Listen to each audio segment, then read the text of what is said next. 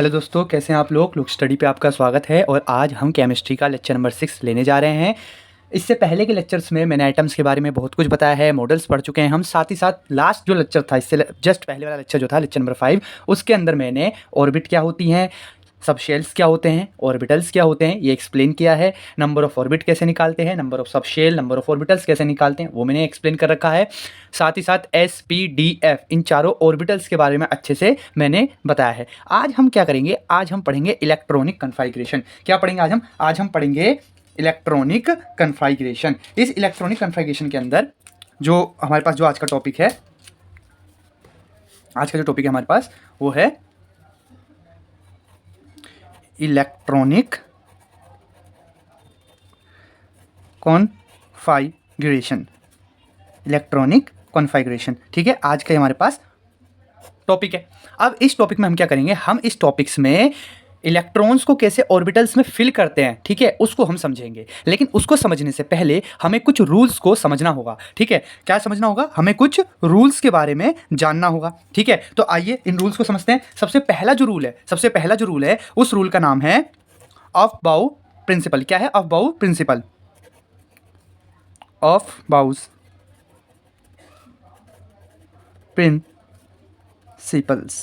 ठीक है, about principles. अब इस अबाउ प्रिंसिपल के अंदर हम क्या करते हैं, फिलिंग ऑफ इलेक्ट्रॉन्स को पढ़ते हैं। किसको पढ़ते हैं? हम पढ़ते हैं फिलिंग ऑफ इलेक्ट्रॉन्स कि इलेक्ट्रॉन्स को हम ऑर्बिटल्स में कैसे फिल करेंगे। किसमें फिल करेंगे? हम इलेक्ट्रॉन्स को ऑर्बिटल्स में, जो इलेक्ट्रॉन्स है इनको ऑर्बिटल्स में कैसे फिल करेंगे, इसको हम पढ़ते हैं अफबाउ रूल में। लेकिन हम इलेक्ट्रॉन्स को ऑर्बिटल्स में ऐसे ही नहीं फिल कर देते, इसके लिए भी हमें एक ऑर्डर फॉलो करना पड़ता है। वो ऑर्डर क्या है? वो ऑर्डर है हमारा एनर्जी का ऑर्डर। किसका ऑर्डर है? एनर्जी का ऑर्डर। तो filling of electron in orbitals is due to, क्यों होती है filling? Is due to increase order of energy, increase order of energy. ठीक है, जैसे कि 1s 2s 2p 3s 3p।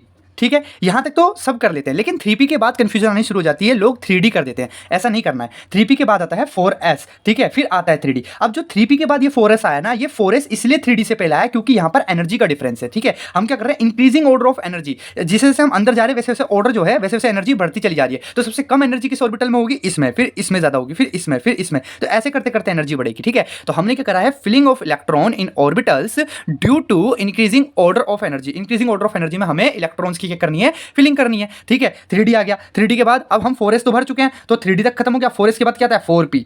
ठीक है, 4p के बाद क्या आएगा? 4p के बाद आएगा 5s, ना कि 4f। क्या आएगा? 5s। फिर ऐसे करते करते क्या आएगा हमारे पास? 4f आएगा। ठीक है, तो ऐसे हमारे क्या होगा, एनर्जी का ऑर्डर है, और इस तरीके से हम इलेक्ट्रॉन की क्या करेंगे, फिलिंग करेंगे। ठीक है, इलेक्ट्रॉन की क्या करेंगे, फिलिंग करेंगे। तो जो s ऑर्बिटल होता है, मैं पहले बता चुका हूं, ये सिंगल ऑर्बिटल होता है। p की बात करें तो p में कितने ऑर्बिटल्स होते हैं? 3 ऑर्बिटल्स होते हैं। p में कितने ऑर्बिटल्स होते हैं? 1 2 3। तो ये 3 ऑर्बिटल्स p में होते हैं। d में भी मैं आपको बता चुका था लास्ट क्लास में, d में टोटल कितने होते हैं?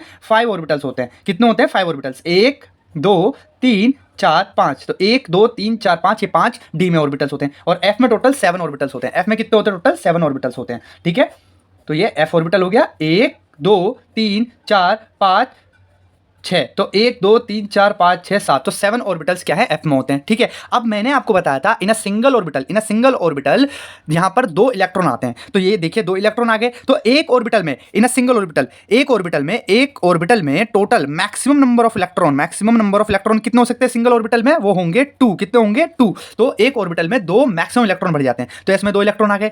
p के एक ऑर्बिटल में 2, दूसरे में 2, तीसरे में 2, टोटल कितने हो गए p में? 6 इलेक्ट्रॉन। टोटल कितने हो गए? 6 इलेक्ट्रॉन। ऐसे ही d में अगर हम करेंगे 2 से 5, कितने हो जाएंगे? 10 इलेक्ट्रॉन। 2 2 2 2 2, तो 2 5 10। ठीक है, ऐसे ही 7 में क्या होगा? 2 7 14 इलेक्ट्रॉन्स f ऑर्बिटल में आ जाएंगे। तो आई होप आपको ऑर्बिटल्स में फिलिंग भी समझ में आ गई है। अब सेकंड रूल की तरफ बढ़ते हैं। सेकंड रूल हमारे पास है, हम बात करेंगे किसकी? सेकंड रूल की। किसकी बात करेंगे आप? सेकंड रूल की। सेकंड रूल होता है हुंड्स रूल। क्या होता है? Hund's rule. Hund's rule. अब इस हुंड्स रूल में क्या है? इस हुंड्स रूल में बताया गया है कि only applicable for degenerated orbitals p d and f, that is Hund rule is not applicable for s orbital. अब इस लाइन का क्या मतलब है? इस लाइन का ये मतलब है कि जो डीजेनरेटेड ऑर्बिटल्स होते हैं, डीजेनरेटेड ऑर्बिटल्स का मतलब क्या होता है? देखिए लास्ट क्लास में मैंने आपको डीजेनरेटेड ऑर्बिटल्स के बारे में बताया था। तो degenerated orbitals are those orbitals which having same amount of energy. मतलब इसमें क्या होता है, हर ऑर्बिटल में क्या होता है, सेम अमाउंट ऑफ एनर्जी होती है। तो एनर्जी क्या रहती है, सेम रहती है। एनर्जी क्या रहती है, सेम रहती है। तो ऐसे ऑर्बिटल जिनकी एनर्जी सेम है उनको बोलते हैं डीजनरेटेड ऑर्बिटल्स। और इसमें क्या आएंगे हमारे पास, देखिए एस ऑर्बिटल में कितने, सिंगल ऑर्बिटल है तो इसकी तो बात ही नहीं हो सकती ना। पी में देखिए 3 ऑर्बिटल है तो तीनों की क्या है, एनर्जी सेम है। डी में 5 ऑर्बिटल है, डी एक्स वाई, जैसे कि पी की बात करूं तो पी में क्या है, पी में हमारा है P X, P Y, P Z, ये ऑर्बिटल्स थे। ठीक है, डी में क्या है, D X Y single orbital, और दूसरा क्या था, D Y Z second orbital, तीसरा क्या था, D Z X third orbital, fourth orbital क्या था, D X square Y square, और फिफ्थ ऑर्बिटल हमारे पास क्या था, डी जेड स्क्वायर। ऐसे हमारे पास एफ के ऑर्बिटल्स थे। तो ये जो ऑर्बिटल्स हैं, इन ऑर्बिटल्स की जो एनर्जी है वो क्या है, सेम। क्या है, सेम। इन सब की एनर्जी क्या है, इक्वल है। तो ये क्या होगी, डीजनरेटेड ऑर्बिटल्स हो गए। तो हुंस रूल ये कहता है ओनली एप्लीकेबल, तो हुंस रूल किसके लिए एप्लीकेबल है, only applicable for degenerated orbitals, for degenerated orbitals। ठीक है, degenerated orbitals के लिए एप्लीकेबल है, जैसे कि P, D and F, P, D and F के लिए। ठीक है, तो यहां पर हम क्या देख रहे हैं, यहां पर S के पास तो एक ही ऑर्बिटल है, तो किस ऑर्बिटल के लिए हुंस रूल अप्लाई नहीं होगा, ये इंपॉर्टेंट एमसीक्यू है। तो वो होगा सिर्फ और सिर्फ S ऑर्बिटल। तो यहां पर हम रेड से इसे लिखते हैं कि हुंस rule is not applicable for S orbital.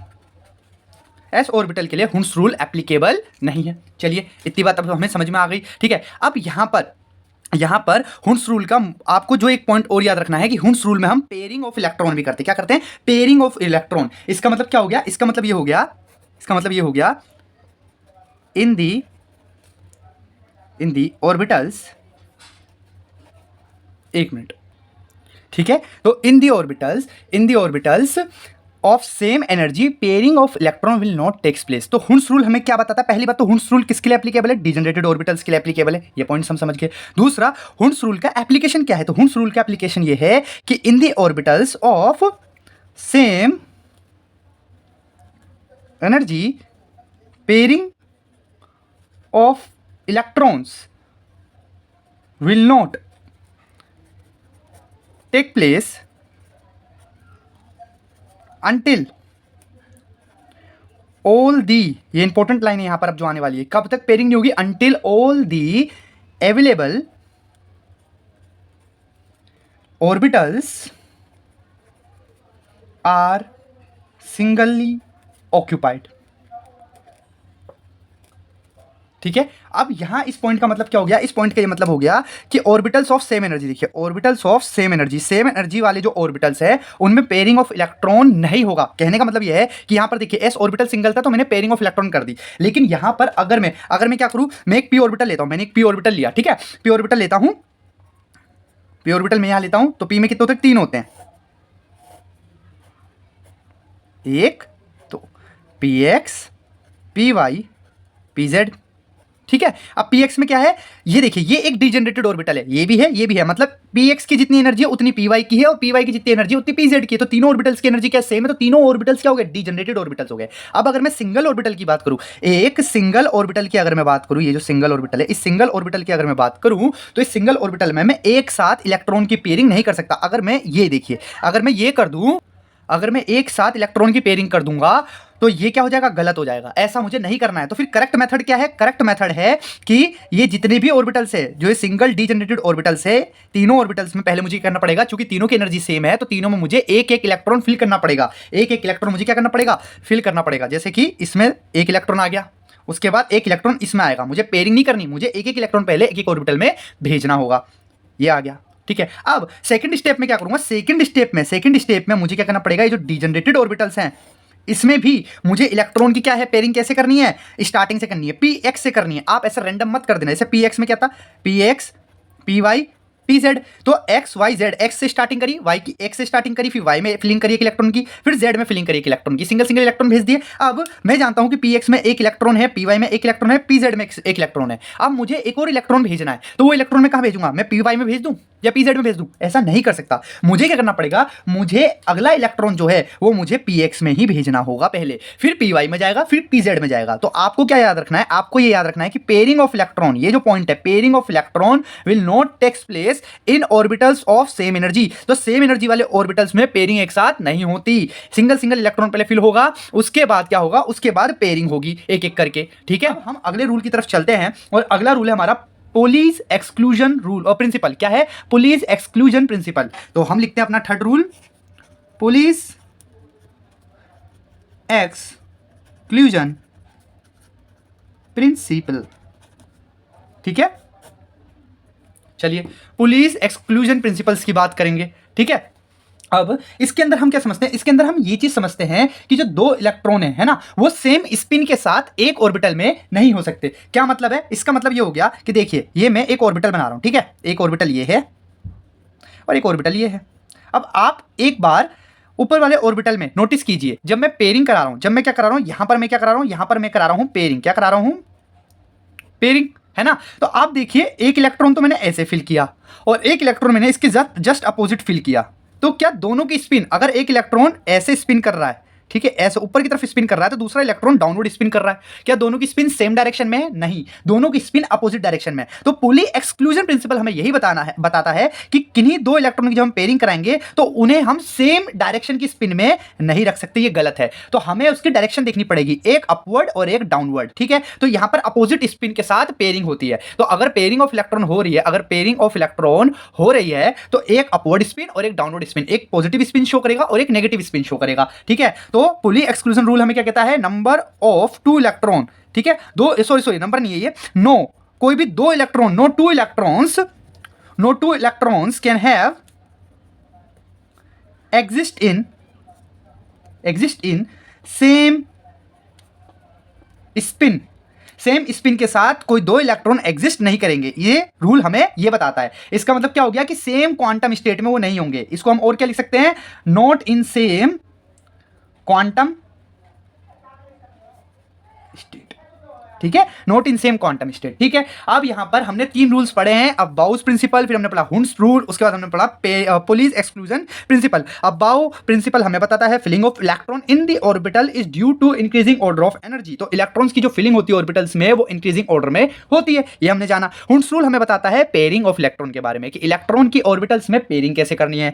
Pulley exclusion principle हमें बताता है कि कोई दो इलेक्ट्रॉन जिनकी पेयरिंग हुई है, वो दो इलेक्ट्रॉन एक ऑर्बिटल में सेम स्पिन के साथ एग्जिस्ट नहीं कर सकते, यानी सेम क्वांटम स्टेट में नहीं होंगे। उनकी स्पिन क्या होनी चाहिए, अपोजिट होनी चाहिए, अपोजिट होगी तभी वो एग्जिस्ट कर सकते हैं। तो ये तीनों प्रिंसिपल हमने पढ़ लिए। अब एक काम करते हैं, हम सबसे पहले अब क्या बोलते हैं, इलेक्ट्रॉनिक कॉन्फ़िगरेशन को फिल करने की कोशिश करते हैं। एक काम करता हूं, मैं सबसे पहला एटम लेता हूं H, तो हाइड्रोजन का एटॉमिक नंबर है 1। तो इसके अंदर हम जानते हैं कि 1s ऑर्बिटल होता है। कौन सा होता है ऑर्बिटल, 1s। तो और एक इलेक्ट्रॉन होता है। तो चलिए ये फिलिंग हो गई। अब आ जाते हैं हीलियम पे, He एटॉमिक नंबर 2। इसके अंदर कितने ऑर्बिटल्स होते हैं, इसके अंदर भी जो है एक ऑर्बिटल होता है, वो है s, 1s। कौन है, 1s, लेकिन 2 है यहाँ, तो दो इलेक्ट्रॉन आने चाहिए, तो दोनों इलेक्ट्रॉन आगे लिखिए। तो यहाँ पर क्या हो गया, 1s1 और ये हो गया 1s2। चलिए अब एक काम करते हैं, लिथियम ले लेते हैं, थर्ड लिथियम 3। तो इसमें क्या होगा, इसमें होगा 1s और 2s, ये दो ऑर्बिटल इसमें आ जाएंगे, 1s और 2s। और 2s है तो यहां पर क्या होगा, 1s का एक ऑर्बिटल और 2s का एक और ऑर्बिटल। तो 1s में एक इलेक्ट्रॉन या दो इलेक्ट्रॉन, क्योंकि ये ऑर्बिटल अलग है और 2s ऑर्बिटल अलग है। ठीक है ना, ये अंदर वाले शेल का है और ये बाहर वाले शेल का है। तो 1s में कंप्लीट फिलिंग हो गई दो इलेक्ट्रॉन की, 2s में एक इलेक्ट्रॉन आएगा तो एक फिलिंग हो गई। ठीक है, तो यहां पर हमने फिलिंग देख ली। अब एक काम करते हैं, ऐसे आप बेरिलियम, बोरोन, कार्बन का लेंगे। एक काम करते हैं, कार्बन का हम ले लेते हैं। ठीक है, कार्बन की फिलिंग करते हैं, C6। ठीक है, अब इसका जो कॉन्फ़िगरेशन है वो है 1s 2s 2p, 1s 2, ये अंदर वाला शेल हो गया या अंदर वाला ऑर्बिट हो गया k ऑर्बिट। 2s 2p क्या है, l ऑर्बिट। 1s 2 2s 2 2 2 और 2p 2, तभी तो 6 हुए, 2 2 4 2 6, टोटल कितने इलेक्ट्रॉन हो गए, 6 इलेक्ट्रॉन। अंदर वाले अगर ऑर्बिट की बात करें तो उसमें एक हमारे पास सबशेल है 1s और उसका जो ऑर्बिटल है s सबशेल है, उसका जो ऑर्बिटल है 1s, उसमें कितने इलेक्ट्रॉन है, 2 इलेक्ट्रॉन है। लीजिए दोनों इलेक्ट्रॉन की फिलिंग कर दी। अब आ जाते हैं हम अपने बाहर वाले ऑर्बिट, बाहर वाले शेल की तरफ। उसमें कितने ऑर्बिटल्स हैं, 2 ऑर्बिटल्स हैं, एक है 2s और एक है 2p। तो 2p में कितने ऑर्बिटल है, 3, और 2s में 1, तो टोटल 4 ऑर्बिटल्स हो गए। अब एक काम करते हैं, सिंगल ऑर्बिटल को फिल करते हैं। पहले इस s ऑर्बिटल को फिल करते हैं। तो इस s ऑर्बिटल में कितने इलेक्ट्रॉन है, 2, तो 1 और 2। चलिए हो गई फिलिंग। अब इस 2p की बात करते हैं। 2p में कितने ऑर्बिटल? 3। अब हमने क्या बोला था, हमें यहां चलना है हुंस रूल से। हुंस रूल हमें क्या बोलता है, in the orbitals of same energy pairing of electron will not take place until all the available orbitals are singly occupied। तो हमें क्या करना पड़ेगा, सिंगल ऑर्बिटल में इलेक्ट्रॉन पहले भेजना पड़ेगा। तो 2 इलेक्ट्रॉन है तो हम एक साथ पेयरिंग नहीं कर सकते। आप अगर ऐसे पेयरिंग कर देंगे, ऐसे और ऐसे पेयरिंग कर देंगे तो ये गलत हो जाएगा। हमें इसमें क्या करना पड़ेगा, हमें इसमें ऐसे पेयरिंग करनी पड़ेगी, 1s2 2s2 एंड 2p2 है। तो 1s में तो 2 इलेक्ट्रॉन आ गए, 2s में भी 2 इलेक्ट्रॉन आ गए। 2p में कैसा होगा, 2p में कुछ ऐसा होगा 1 and 2। क्यों? क्योंकि ऑर्बिटल को हमें सिंगल फिल करना है। तो ये वाला एकदम करेक्ट है। आई इस बात समझ? तो ये हमारे पास ऐसे फिलिंग होती है अकॉर्डिंग टू हुंस रूल। ठीक है, चलिए अब कार्बन का आप समझ गए। अब कार्बन में आपको एक चीज याद रखनी है कि कार्बन वो पहला एलिमेंट है, कार्बन वो पहला एलिमेंट है जहां पे हुंस रूल एप्लीकेबल होता है। ठीक है, carbon is the first elements in which हुंस rule is applicable.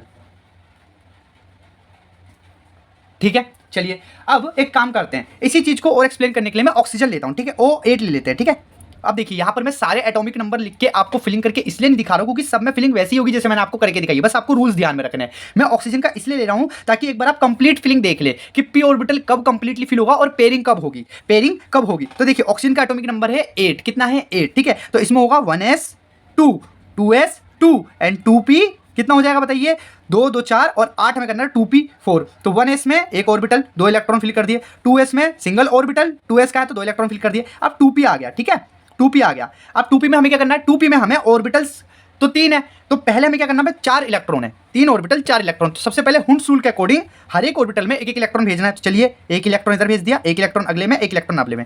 अब जो पेयरिंग होगी, पेयरिंग हमारी स्टार्टिंग वाले से होगी। तो देखिए ऐसे हमने पेयरिंग कर दी तो टोटल 4 इलेक्ट्रॉन्स आ गए। कितने इलेक्ट्रॉन्स आ गए? Total 4 electrons. तो ये यहां पर हम क्या देख रहे हैं, पेयरिंग शुरू हो गई है। ठीक है, तो आई होप आपको हुंस रूल पूरे तरीके से समझ में आ गया होगा। अब एक काम करते हैं, मैं आपको एक नोबल गैस कॉन्फ़िगरेशन करके दिखाता हूं। जैसे कि नियोन है, नियोन का एटॉमिक नंबर होता है 10, 1s2 2s2 2p6। काउंट कीजिए, 2 2 4 और 6 10, टोटल 10 इलेक्ट्रॉन हो गए। तो अब फिलिंग करते हैं। अब यहां आपको ध्यान देना, यहां पर आपके सारे रूल अप्लाई हो जाएंगे। देखिए 1s2 दोनों इलेक्ट्रॉन एक साथ फिल हो गए, 2s2 दोनों इलेक्ट्रॉन एक साथ फ्री हो गए, 2p6 में first electron, second electron, third electron. अब सिंगल ऑर्बिटल फिल हो चुके हैं। अब पेयरिंग शुरू होगी, 1 2 3 कंप्लीट होगी पेयरिंग। अब काउंट कीजिए, 2 2 4 और 6 10, तो टोटल 10 इलेक्ट्रॉन हो गए। अब यहां पर आप क्या चीज नोटिस करेंगे कि नियोन का इलेक्ट्रॉनिक कॉन्फ़िगरेशन क्या है, कंप्लीट है। नियोन का इलेक्ट्रॉनिक जो कॉन्फ़िगरेशन है, नियोन का इलेक्ट्रॉनिक कॉन्फ़िगरेशन ऑफ नियोन क्या है, कंप्लीट है, कंप्लीट है। तो ये एक नोबल गैस है। अब यहां पर अगर मैं बात सोडियम की करूं, जैसे सोडियम का एटॉमिक नंबर 11 है, तो स्टार्टिंग तो यहीं से होगी ना, 1s2 2s2 2p6 and 3s1। क्या होगी, 1s2 2s2 2p6 and 3s1। तो यहां तक तो हम जानते हैं फिलिंग कंप्लीट होगी। तो इस पूरे को मैं क्या कर सकता हूं, इस पूरे को मैं नोबल गैस लिख सकता हूं। तो इसको मैं ब्रैकेट, ऐसे ब्रैकेट बनाऊंगा और यहां लिखूंगा नियोन ब्रैकेट क्लोज और 3s1, यानी कि 3s का एक ऑर्बिटल फिल कर दूंगा मैं इलेक्ट्रॉन का। आइए बात आपको समझ में। तो ऐसे क्या होगा, यहां पर हम कॉन्फ़िगरेशन को ऐसे भी लिख सकते हैं। मैं ऐसे क्यों बता रहा हूं, क्योंकि एग्जाम में क्या आता है, एग्जाम में ऐसे एक कॉन्फ़िगरेशन दे देगा आपको और पूछेगा किस एटम की कॉन्फ़िगरेशन है ये। जैसे कि सपोज मैं एक काम करता हूं, मैं किसका लूँ, चलो मैं एक काम करता हूँ, मैं फॉस्फोरस का ले लेता हूँ। किसका लेता हूँ, फॉस्फोरस का ले लेता हूँ। ठीक है, फॉस्फोरस का एटॉमिक नंबर होता है 15, है ना। अब आप एक बताइए, 1s2 2s2 2p6 10 हो गया, 3s2 3p कितना आएगा बताइए, 10 2 12 और 3 15 हो गया। अब यहां तक जो है, यहां तक क्या ये एक नोबल गैस कॉन्फ़िगरेशन है नियोन की? बिल्कुल है। तो यहां पर ये ना लिख के आपको एग्जाम में ऐसा आ जाएगा, नियोन ऐसे लिखा आ जाएगा। ठीक है, और यहां पर लिखा होगा 3s2 3p3। तो बताइए कौन सा एटम है ये? तो आपको पहचानना है, नियोन तक होते हैं 10 एटॉमिक नंबर नियोन का, तो 10 तक आ गए। 10 के बाद ये 3 इलेक्ट्रॉन और आप जोड़ेंगे तो 15 हो गए। तो 15वां एलिमेंट आपको पहचानना है। 10 तक ये हो गया, फिर 2 12 और 3 15। तो 15th एलिमेंट कौन है? जो भी 15th एलिमेंट होगा वो आपको ऑप्शन में टिक करना है। तो ऐसे भी लिखा आ सकता है और ऐसे भी लिखा आ सकता है। ठीक है, आई होप यहां तक आप समझ गए होंगे। अब एक काम करते हैं, मैं एक डी ऑर्बिटल और देता हूं ताकि आप डी ऑर्बिटल की भी कॉन्फ़िगरेशन समझ ले। जैसे कि फर्स्ट एलिमेंट जो होता है डी ऑर्बिटल का या डी ब्लॉक एलिमेंट होता है स्कैंडियम। स्कैंडियम का एटॉमिक नंबर है 21। क्या है स्कैंडियम का एटॉमिक नंबर? 21। तो स्कैंडियम में हम क्या करते हैं, स्कैंडियम में हम 1s2 2s2 2p6, फिर 3s2 3p6 4s2 एंड फिर आता है 3d। अब आप काउंट कीजिए, काउंट कीजिए, 2 2 4 6 10, 2 12 6 18, 2 20। क्या एटॉमिक नंबर? एटॉमिक नंबर है 21। एटॉमिक नंबर कितना? एटॉमिक नंबर है 21। यहाँ तक 20 हो रहा है और यहाँ पर क्या आ जाएगा 21। तो यहाँ तक आप जानते हैं, यहाँ तक कौन है? Noble gas configuration. तो यहाँ नियोन आ गया, ऐसे लिखा सकता है, और यहाँ लिखा आएगा 3s2 3p6 3s2 3p6 4s2 3d1। ठीक है, ये क्या हो गया हमारे पास? 4s2 3d1। अब एक चीज़ और मैं आपको बताना चाहता हूँ कि जो हमारे पास होता है आर्गन, क्या होता है? आर्गन। आर्गन का एटॉमिक नंबर होता है हमारे पास, एक मिनट, हाँ, आर्गन का एटॉमिक नंबर होता है हमारे पास 18 and argon is also a noble gas configuration. जैसे नोबल गैस का अगर मैं यहाँ लिखूँ तो नोबल गैस कौन होते हैं? नोबल गैस होती है helium, neon, argon, krypton, xenon. ये नोबल गैस है और ये नोबल गैस कॉन्फ़िगरेशन है। ये सारी नोबल गैस है। इनमें क्या होगा? नोबल गैस की क्या खास बात है? नोबल गैस की ये खास बात है कि नोबल गैस जो एलिमेंट होते हैं, इनका इलेक्ट्रॉनिक कॉन्फ़िगरेशन, इनके ऑर्बिटल्स फुल फिल्ड होते हैं। कोई भी ऑर्बिटल ऐसा नहीं होता कि इसमें से एक इलेक्ट्रॉन गायब है या अनपेयर्ड है या हाफली पेयर्ड है, ऐसा कुछ नहीं है। इनके जितने भी एलिमेंट है, इनके सब ऑर्बिटल्स क्या है? फुल फिल है। ठीक है, अब मैं आपको एक बात बताना चाहता हूँ कि यहाँ तक ये तो ऐसे भी लिखा सकता है, या फिर क्या हो कि नियोन का एटॉमिक नंबर 10 है, अब ये 18, तो यहाँ तक क्या हो गया? यहाँ तक हो गया आर्गन। तो आर्गन ऐसे लिखाएगा आर्गन, और यहां पर क्या होगा? 4s2 and 3d1। तो ऐसे भी आपको दे सकता है स्कैंडियम को, और ऐसे भी दे सकता है, या फिर ऐसे भी दे सकता है। तो पहचानना आपको है। ऐसे देगा तो आप क्या बोलते हैं, इलेक्ट्रॉनिक कॉन्फ़िगरेशन काउंट करके बता देंगे कि 21। ऐसे देगा तो आपको पता होना चाहिए कि नियोन जो है वो उसका एटॉमिक नंबर 10 है, तो 10 तक आ रहा है। फिर 2 12 6 18, 2 20 और एक 21, तो 21वें नंबर पे कौन है? अगर ऐसे देगा तो आपको पता होना चाहिए कि आर्गन का एटॉमिक नंबर 18 है। आर्गन का एटॉमिक नंबर 18 है, तो 18 फिर 20 फिर 21। तो ऐसे आपको पता होना चाहिए कि 21 नंबर पे कौन सा एलिमेंट है। ये डी ब्लॉक एलिमेंट है। अब इसमें क्या होगा? 4s2 तो कंप्लीटली फिल होगा। डी ऑर्बिटल में 5 और डी जो और क्या होता है? सबशेल होता है, डी सबशेल, उसमें 5 ऑर्बिटल होते हैं, 1 2 3 4। तो बस एक इलेक्ट्रॉन लो कर दिया फिलिंग। जैसे पी ऑर्बिटल में फिलिंग करी थी, वैसे ही डी ऑर्बिटल में फिलिंग होगी। अगला का 3d2 होगा तो फिर पेयरिंग नहीं करेंगे, अगले ऑर्बिटल में जाएंगे। 3d3 होगा तो फिर अगले में, 3d4 तो फिर अगले में, 3d5 में हाफली फिल्ड हो जाएगा। और पेयरिंग कहां से शुरू होगी? पेयरिंग शुरू होगी 3d6 से। ठीक है, तो आई होप आपको ये समझ में आया होगा। अब एक काम करते हैं, हमारे पास कुछ इंपॉर्टेंट इलेक्ट्रॉनिक कॉन्फ़िगरेशंस हैं, उनको एक बार हम समझ लेते हैं, जो कि बहुत ज़्यादा ज़रूरी है। ठीक है, जैसे कि मैं यहाँ पर आपके सामने एक एलिमेंट लिख रहा हूँ। ठीक है, मैं यहाँ पर आपके सामने एक एलिमेंट लिख रहा हूँ, क्रोमियम। ठीक है, क्रोमियम में यहाँ पर आपके सामने एक एलिमेंट लिख रहा हूँ। अब जो क्रोमियम है, क्रोमियम का जो एटॉमिक नंबर होता है वो होता है 24। कितना होता है? 24 होता है। ठीक है, कितना होता है? 24 होता है एटॉमिक नंबर। अगर मैं इसका इलेक्ट्रॉनिक कॉन्फ़िगरेशन लिखूँ तो अब आप सिंपल इलेक्ट्रॉनिक कॉन्फ़िगरेशन इसका लिखिए। आपको इसका इलेक्ट्रॉनिक कॉन्फ़िगरेशन लिखना है। ठीक है, अपनी कॉपी में या जैसे भी आप नोट कर रहे हैं वैसे, प्लस आप इसका इलेक्ट्रॉनिक कॉन्फ़िगरेशन लिखने के बाद अभी यहाँ पर वीडियो पॉज कीजिए, और जब मैं इसको लिख लूँगा तो आप उससे मैच करेंगे। ठीक है, और आप कमेंट सेक्शन में बताएंगे कि आपने इसका इलेक्ट्रॉनिक कॉन्फ़िगरेशन सही लिखा है या गलत लिखा है। ठीक है, तो चलिए शुरू करते हैं। आप पॉज कीजिए और आप अपना लिखिए। ठीक है, फिर मेरे से जो भी मैं लिखूंगा उसको मैच करना है आपको। ठीक है, और आपका आंसर चाहे सही हो चाहे गलत हो, आप मुझे कमेंट सेक्शन में बताना। चलिए, 1s2 2s2 2p6 3s2 3p6 4s2 3d पे आ गए। ठीक है, 2 2 4 6 10, 2 12 6 18, 2 20। अब कितना बोला? 24, तो 3d4 क्या होगा? 3d4 हो जाएगा। यही लिखा है आपने, आपका भी यही है, तो ये गलत है। क्या है? ये गलत है। क्यों? देखिए, यहाँ तक तो हम क्या कर सकते हैं, 3p6 तक, यहाँ तक हमारा आर्गन है, तो यहाँ मैं लिख सकता हूँ आर्गन, क्योंकि यहाँ तक कन्फिगरेशन सेम रहेगी। चेंज कहाँ हुई है कन्फिगरेशन? यहाँ से 4s और 3d पे चेंज हुई है, यानी कि 4s2 और 3d नहीं है। तो अब एक काम करते हैं, ऑर्बिटल्स बना लेते हैं, ये 4s का ऑर्बिटल और ये 3d का ऑर्बिटल। अब एक चीज़ मैं आपको यहाँ बताना चाहता हूँ। ठीक है, और ये 5। मैं यहाँ पर आपको एक चीज़ बताना चाहता हूँ कि कोई भी एलिमेंट हो, वो दो स्टेट में ज़्यादा स्टेबल होता है। ठीक है, एनी एलिमेंट, कोई भी एलिमेंट हो, any element are stable in 2 electronic configuration. ये मैं शॉर्ट में लिख रहा हूं, आप कंप्लीट लिखना। इलेक्ट्रॉनिक कन्फिगरेशन पहली हो सकती है हाफ फिल्ड, और दूसरी हो सकती है कंप्लीटली फिल्ड।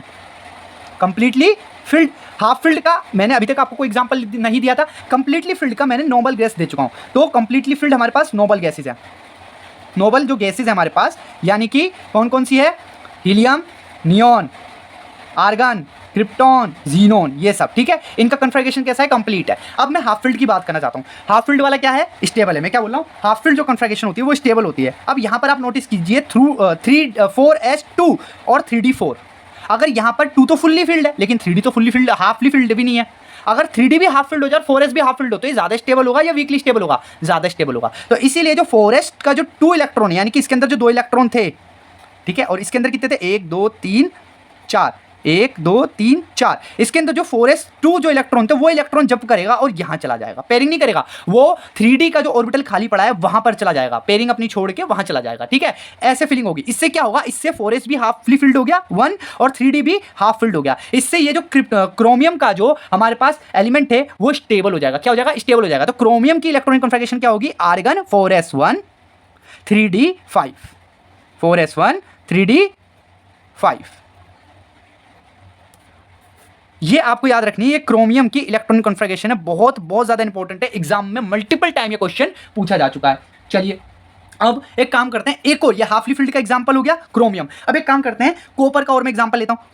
कॉपर का एटॉमिक नंबर होता है 29। क्या है कॉपर का एटॉमिक नंबर? 29। चलिए फिलिंग करते हैं 4s। चलिए मैं पूरा नहीं लिख रहा हूं क्योंकि 3p6 तक तो सेम रहेगा। चलिए फिर भी लिख देता हूं 4s2। अब आपको काउंट करते चलने इलेक्ट्रॉन, आपको 29 इलेक्ट्रॉन फिल करने हैं, तो आपको काउंट करते हुए जाना है इलेक्ट्रॉन को। 4s2 2s2 4s2 2s2 2p6, ठीक है, फिर 3s2 3p6। यहां तक कितने हो गए? 2 2 4 6 10, 2 12 और 6 18 हो गए। अब यहां आते हैं 4s कितना होना चाहिए? 2। 4s2 कितना हो गया बताइए? यहां पर 2 2 4 6 कितना हो गया? 18, 2 2 4 6 10, 2 12 6 18 और 2 22, और यहां पर 3d कितना होना चाहिए बताइए? हमें 29 करना है। हमें क्या करना है? 29 करना है। तो यहाँ 18 हो गया, तो 20, सॉरी 2 20, और यहां पर आ जाएगा 9। कितना आ जाएगा? 9। अब एक काम करते हैं, यहां तक तो, एक मिनट, यहां तक तो हमारा क्या है? आर्गन है। आर्गन ले लिया।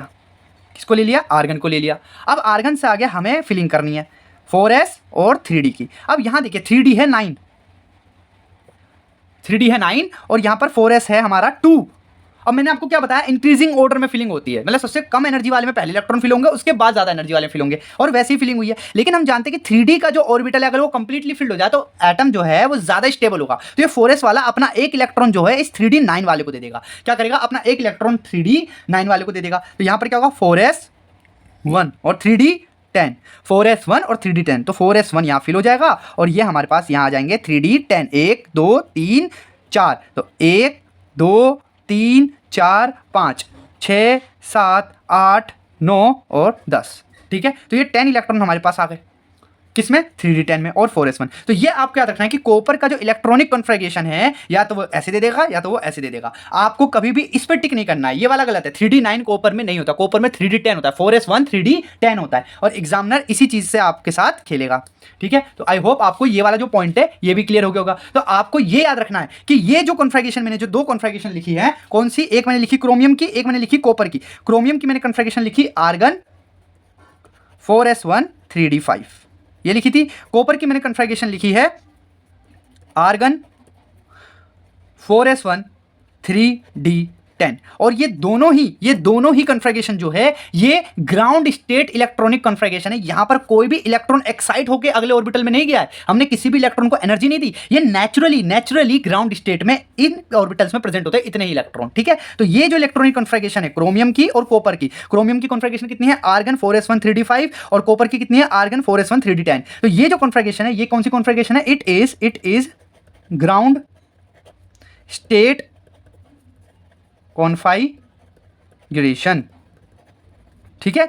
ग्राउंड स्टेट इलेक्ट्रॉनिक कॉन्फ़िगरेशन है ये, ठीक है। ये आपको याद रखना है। अब एक चीज और है, मैंने आपको अभी तक नॉर्मली का मतलब ये हो गया कि जब एलिमेंट के ऊपर कोई चार्ज नहीं है, ना प्लस ना माइनस, तब मैंने आपको बताया। अब एक काम करते हैं, मैं एक क्वेश्चन लेता हूं। यहां पर मैं एक क्वेश्चन ले रहा हूं। क्वेश्चन मेरे पास है कि इन फेरस एंड फेरिक, क्या बोल रहा हूं मैं? In ferrous and ferric which is more stable, ये क्वेश्चन है, और ये क्वेश्चन 2 मार्क्स में भी आ सकता है, और आपका जो है ये नीट का, सीबीएसई बोर्ड का, क्यूट का और जेई का एक पोटेंट, मतलब एक क्या बोलते हैं, एक अच्छा क्वेश्चन है, ये आ सकता है। तो आपसे ये पूछा सकता है in ferrous and ferric which is more stable, ठीक है। Option number A ferric, option number 2 ferrous, option number 3 both are same, ठीक है। या फिर ऑप्शन नंबर 3 होगा नॉन ऑफ द अबव, कुछ नहीं होता, मतलब कुछ भी इसमें हो सकता है। आपको दोनों में से एक ऑप्शन चुनना है, तो फेरिक या तो फेरस, या फिर ये स्टेटमेंट ही गलत है। तो हमारे पास आंसर क्या है? हमारे पास आंसर होता है फेरिक। अब आपसे इसका जस्टिफिकेशन असर्शन रीजन में मांगा जा सकता है कि ferric is more stable than ferrous. Justification आपको दे देगा, बताइए क्यों, रीजन क्या है इसका? Ferric is more stable. अब यहाँ पर रीजन आएगा ड्यू टू स्टेबल, आपको आंसर क्या लिखना है, due to stable electronic configuration, क्योंकि इलेक्ट्रॉनिक कन्फिगरेशन जो है स्टेबल होती है फेरिक की, इसीलिए। अब इसको हम कैसे पहचाने? तो एक काम करते हैं, फेरिक और फेरस दोनों ही एलिमेंट का क्या करते हैं, इलेक्ट्रॉनिक कन्फिगरेशन करते हैं। तो फेरस क्या होता है, Fe2 पॉजिटिव को हम फेरस बोलते हैं, ठीक है। पहले Fe2 पॉजिटिव पे जाने से पहले मैं एक काम करता हूं, मैं यहां पर Fe आयरन का नॉर्मल कन्फिगरेशन लिखता हूं। आयरन का जो एटॉमिक नंबर होता है वो कितना होता है, आयरन का जो एटॉमिक नंबर है वो 26 है, ठीक है। अब आर्गन तक कितने, 18 इलेक्ट्रॉन है। 18 के बाद मुझे फिलिंग करती है 4s2, कितने हो गए 20, 3d पे आ गए, 20 है 3d6, लो यही होगा, है ना। तो ये नॉर्मल कॉन्फ़िगरेशन है आयरन की, ये वाली। आर्गन 4s2 3d6, आर्गन तक 18 इलेक्ट्रॉन थे, उसके बाद 20, उसके बाद 6 और डाले तो कितने हो गए 26, ठीक है। अब मुझे Fe2 पॉजिटिव का मतलब है कि 2 इलेक्ट्रॉन इसमें से क्या हो गए, निकल गए, 2 इलेक्ट्रॉन निकल गए। तो अब मुझे 2 इलेक्ट्रॉन जब निकल गए तो उसके बाद की कॉन्फ़िगरेशन देखनी है। तो यहां पर आर्गन 4s और 3d किससे निकालूंगा, तो मैं क्या करता हूं, यहां पर मैं 4s से 2 इलेक्ट्रॉन निकालूंगा, तो 4s0 और 3d6, ठीक है। 4s से 2 इलेक्ट्रॉन निकल गए और 3d6 वाला सिनेरियो बचा हुआ, 1 2 3 4, तो 1 2 3 4 5 और ये पेयरिंग हो गई 6, और 2 इलेक्ट्रॉन इसमें से निकल चुके हैं, एक ये है। अब आ जाते हैं फेरिक पे, Fe3 पॉजिटिव। अब एक मैंने आपको क्या बोला था कि हाफ, या तो हाफ फिल्ड हो वो ज़्यादा स्टेबल होता है, या फिर कंप्लीटली फिल्ड हो। यहाँ पर आप क्या देख रहे हैं कि 4s तो 0 हो चुका है, लेकिन 3d जो है वो हाफली फिल्ड नहीं है, उसमें एक इलेक्ट्रॉन और फिल है, ठीक है। तो अब Fe3 पॉजिटिव का देख लेते हैं, तो आर्गन 4s0 और एक 3d से भी जाएगा तो 3d5। अब देखिए 1 2 3 4, अब यहाँ पर अगर मैं फिलिंग करूँ तो 1 2 3 4 5, ये हाफली फिल्ड है। अब ये हाफली फिल्ड है तो इसीलिए ये ज़्यादा स्टेबल है। सॉरी, मैं वो थोड़ा नीचे हो गया था, कोई बात नहीं। ये Fe3 पॉजिटिव है, Fe3 पॉजिटिव में 3 इलेक्ट्रॉन निकले, पहले 2 निकले थे, अब एक और निकल गया तो 3 हो गए, तो 2 में 3d6 था, तो एक और निकलेगा तो d से भी एक जाएगा, 4s0 3d1 निकल गया एक, तो यहाँ पर 3d5 बचे। तो अब पांचों की फिलिंग करिए, तो यहाँ पर Fe3 पॉजिटिव में क्या देख रहे हैं कि 4s0 है, फोर्थ वाला जो ऑर्बिटल है वो खाली है, और 3d में जो 5 ऑर्बिटल है उनमें 5 इलेक्ट्रॉन्स है, कोई भी एक्स्ट्रा नहीं है, और ये हाफली फिल्ड है, तो हाफली फिल्ड जो होता है वो ज्यादा स्टेबल होता है, इसीलिए Fe3 positive in more stable then Fe2 positive. ये पॉइंट आपको याद रखना है, क्यों, मैंने आपको जस्टिफिकेशन भी दे दिया, ठीक है। अब यहां पर मैं क्या करता हूं, यहां तक आप समझ गए। अब एक काम करते हैं, काउंटिंग ऑफ अनपेयर्ड इलेक्ट्रॉन भी हाथों हाथ समझ लेते हैं। काउंटिंग ऑफ अनपेयर्ड इलेक्ट्रॉन, अगर आप Fe3 पॉजिटिव, या एक काम करते हैं Fe2 पॉजिटिव से काउंट करते हैं, कितने अनपेयर्ड इलेक्ट्रॉन है, 1 2 3 4। तो अगर मैं Fe2 पॉजिटिव में किसकी बात करूं, अनपेयर्ड, किसकी बात कर रहा हूं, अनपेयर्ड इलेक्ट्रॉन्स की बात कर रहा हूं Fe2 पॉजिटिव में, तो कितने हैं बताइए, 4। Fe3 पॉजिटिव की बात करते हैं, Fe3 पॉजिटिव में अनपेयर्ड इलेक्ट्रॉन्स की बात करें, कितने हैं बताइए, 5, ठीक है। अब ऐसे ही अगर मैं आपसे पूछ लेता हूं, जैसे फॉर एग्जांपल नियोन में एक क्वेश्चन लिया कि आप मुझे बताइए कि नियोन का इलेक्ट्रॉनिक कॉन्फ़िगरेशन कैसा है, ठीक है ना। तो नियोन का इलेक्ट्रॉनिक कॉन्फ़िगरेशन करने से पहले हमें पता होना चाहिए कि नियोन का एटॉमिक नंबर क्या है। तो नियोन का एटॉमिक नंबर है 28, चलिए 28 है। तो अब करते हैं आर्गन 4s2 3d8, लीजिए 4s2 3d8, 2 इलेक्ट्रॉन, अब 1 2 3 4 5 6 7 8, कितने अनपेयर्ड इलेक्ट्रॉन है इसमें, इसमें अनपेयर्ड इलेक्ट्रॉन है हमारे 2, कितने हैं, 2 इलेक्ट्रॉन्स अनपेयर्ड है। अगर यहां पे मैं निकेल 2 पॉजिटिव ले लूं तो क्या इसमें भी 2 अनपेयर्ड इलेक्ट्रॉन होंगे, पहले तो 2 ही है तो इसमें भी 2 होंगे, चेक कर लेते हैं आर्गन।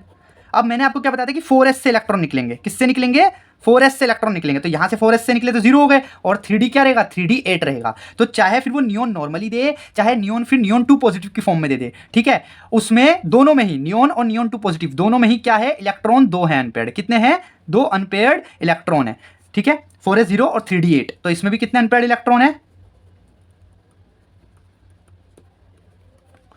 ठीक है। तो नियोन में और नियोन 2 पॉजिटिव दोनों में ही अनपेयर्ड इलेक्ट्रॉन का नंबर जो है वो सेम है, 2 और 2, ठीक है। अब एक कॉन्सेप्ट है जो मुझे आपको बताना है, वो है पैरामैग्नेटिक और डायमैग्नेटिक, ठीक है। पैरामैग्नेटिक क्या होता है और डायमैग्नेटिक क्या होता है, तो अब हम पढ़ेंगे किसको, अब हम पढ़ेंगे पैरामैग्नेटिक वाले कॉन्सेप्ट को।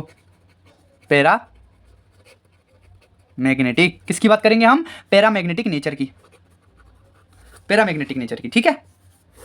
चलिए पैरामैग्नेटिक नेचर पे आते हैं। देखिए पैरामैग्नेटिक नेचर कब आता है, पैरामैग्नेटिक नेचर आता है इन विच, ऐसे एलिमेंट में पैरामैग्नेटिक नेचर आता है जिनमें अनपेयर्ड इलेक्ट्रॉन हो, क्या हो, अनपेयर्ड इलेक्ट्रॉन्स हो, ठीक है। उनमें हमें क्या देखने को मिलता है, पैरामैग्नेटिक नेचर देखने को मिलता है। और जितना ज़्यादा अनपेयर्ड इलेक्ट्रॉन्स होंगे उतना ही क्या होगा, मोर द पैरामैग्नेटिक नेचर, उतना ही पैरामैग्नेटिक नेचर जो है वो बढ़ेगा। जितने ज़्यादा अनपेयर्ड इलेक्ट्रॉन उतना ही ज़्यादा पैरामैग्नेटिक नेचर होगा किसी भी एलिमेंट का। चलिए इतनी बात हम समझ गए। अब मोस्टली पैरामैग्नेटिक, अब ये जो देखिए अगर इलेक्ट्रॉन अनपेयर्ड है तो इससे क्या फायदा हो रहा है, अगर इलेक्ट्रॉन अनपेयर्ड है तो वो जो एलिमेंट है वो क्या करेगा, कलर अटेन कर लेगा। क्या करेगा, कलर अटेन कर लेगा। क्यों, just because of this unpaired electron. तो इन अनपेयर्ड इलेक्ट्रॉन के होने की वजह से वो एलिमेंट एक कलर क्या करता है, अटेन कर लेता है। तो ये आपको थर्ड पॉइंट याद रखना है कि मोस्टली, एक minute, mostly paramagnetic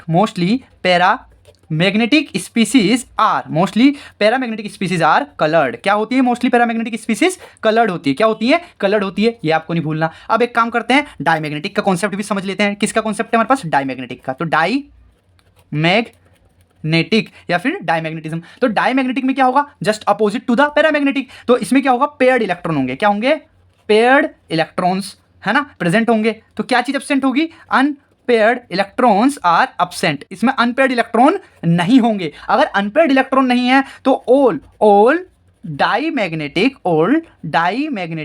species are colourless. क्या हो जाएंगी, all diamagnetic species are colourless. ये पॉइंट आपको नहीं भूलना है। चलिए अब एक और कॉन्सेप्ट है जिसके बारे में मुझे आपको बताना है, वो है हमारा मैग्नेटिक मोमेंटम। किसकी बात करेंगे, मैग्नेटिक मोमेंटम।